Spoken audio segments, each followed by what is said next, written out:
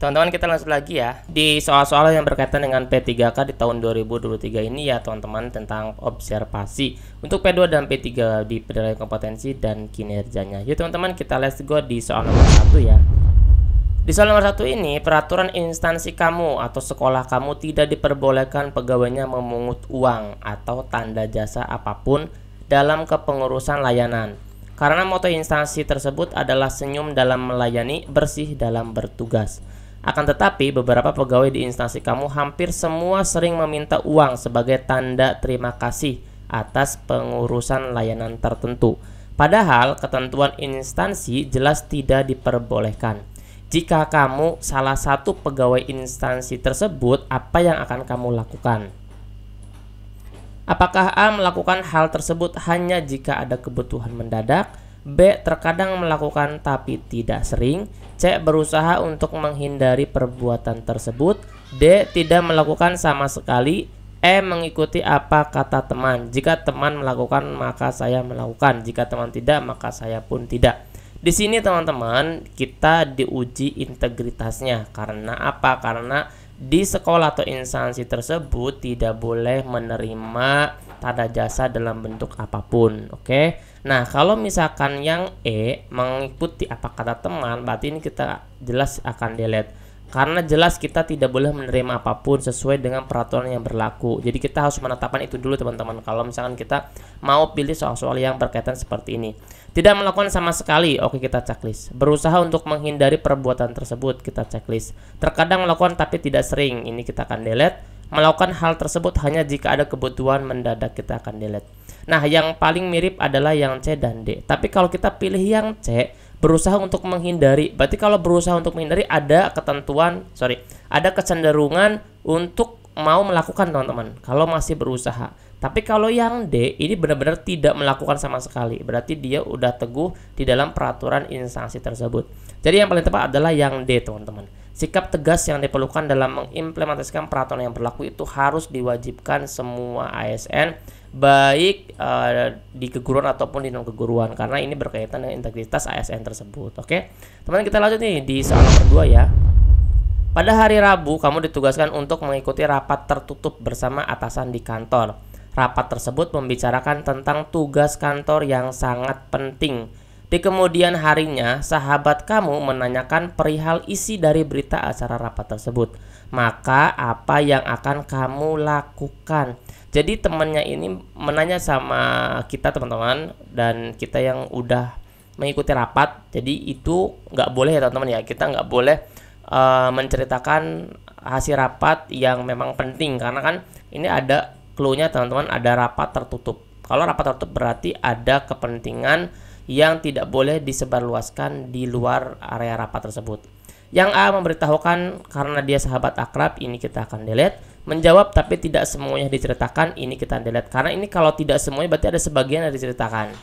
C, tidak mengatakan karena rapat itu sangat rahasia, ini kita akan checklist. D, menceritakannya kepada sahabatnya dan teman lainnya, ini akan kita delete. Akan menceritakan jika dia memberikannya uang. Waduh, apalagi nih teman-teman, kita akan delete. Jadi yang paling tepat adalah yang C, tidak mengatakan karena rapat itu sangat rahasia. Rahasia kantor tidak diperlukan untuk disuarakan kembali terlebih menyangkut rahasia instansinya. Oke teman-teman, kita lanjut lagi di soal nomor 3 ya.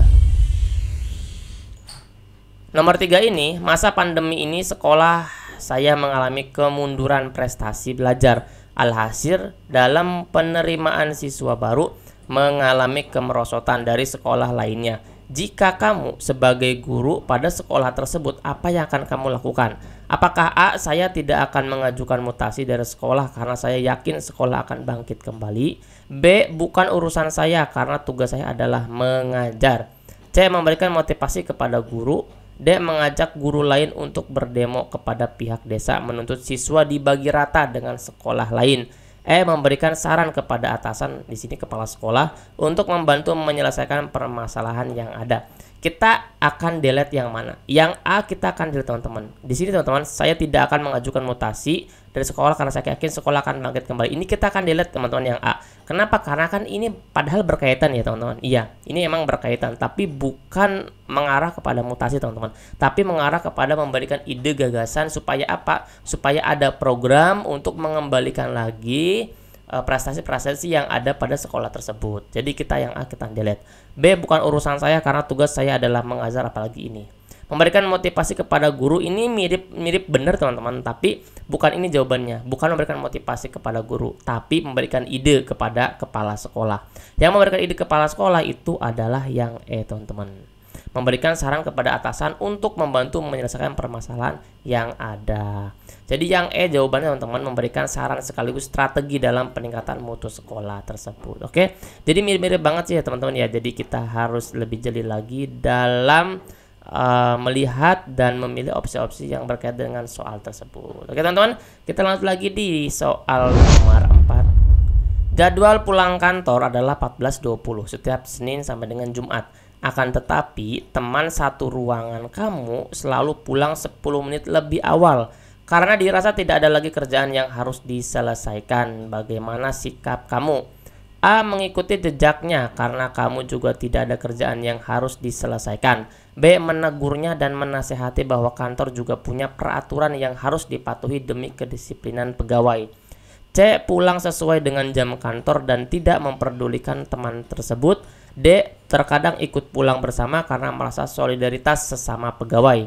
E. Acuh saja karena saya juga terkadang pulang lebih awal. Nah teman-teman, kalau misalkan ada seperti ini, yang pertama kita harus menegurnya atau menasehatinya bahwa kantor itu punya jam pulang dan jam berangkat.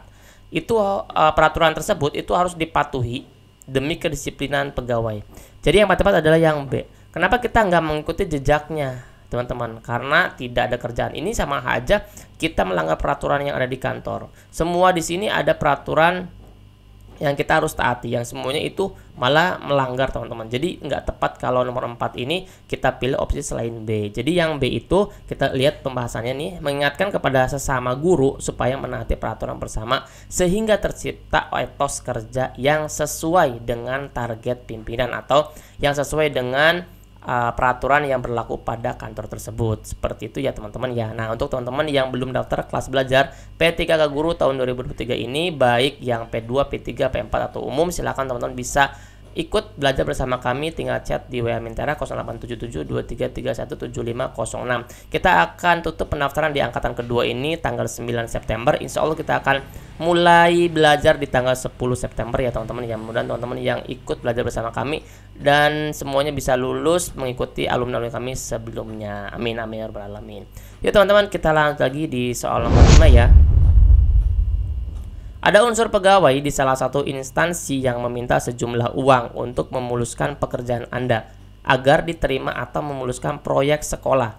Tindakan apa yang akan kamu lakukan? A. Tidak akan menuruti permintaan pegawai tersebut dan melaporkannya ke pihak kantor.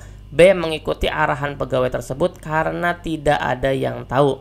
C. Memberikan uang dengan perjanjian harus diterima. D. Memuji pegawai tersebut karena telah memberikan bantuan kepada Anda. Saya akan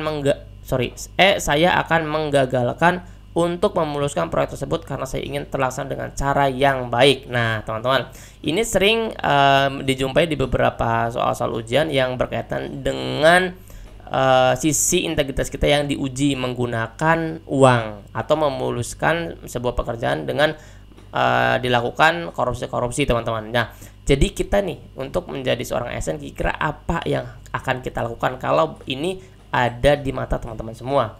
Unsur pegawai ini teman-teman di salah satu instansi meminta sejumlah uang. Oke, nah ini sini cluenya teman-teman, meminta sejumlah uang untuk memuluskan pekerjaan. Nah kira-kira apa yang kita lakukan? Apakah tidak akan menuruti atau mengikuti arahan pegawai tersebut?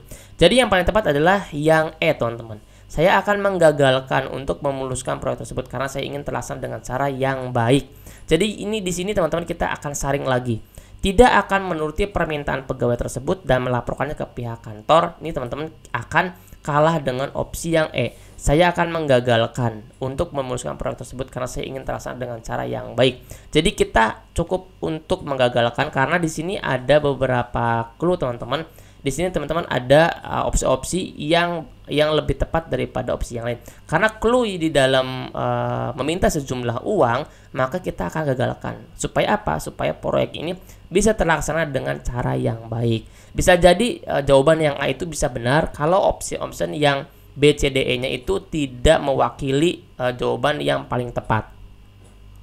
Jadi jawaban itu bisa jadi tepat karena yang jawaban lainnya itu bisa di bawah nominasi dari clue-clue yang disajikan oleh soal tersebut teman-teman. Jadi kita harus benar-benar mengerti si soal ini mintanya apa, kemudian si jawaban ini kira-kira bisa nggak disandingkan sebagai obat dari clue atau konflik yang ada di soal tersebut. Jadi teman-teman tipsnya jangan menghafal jawaban, tapi teman-teman lihat teknik jawabnya seperti apa, supaya nanti ketika ada soal-soal yang berkaitan dengan seperti ini, teman-teman tinggal langsung checklist aja di jawaban yang paling benar. Terima kasih teman-teman ya, kita nanti lanjut lagi di part selanjutnya. Teman-teman wajib untuk subscribe supaya tidak tertinggal. Silakan teman-teman di like dan dibagikan ke teman yang lainnya di grup atau di Japri teman-teman, silakan. Semoga yang menonton dan yang membagikan semuanya lulus jadi ASN 2023 ini. Terima kasih ya teman-teman ya, nanti kita sambung lagi dan mudah-mudahan diberikan kemudahan semuanya teman-teman, dan doakan saya tetap sehat untuk bisa upgrade di soal-soal selanjutnya. Dadah ya.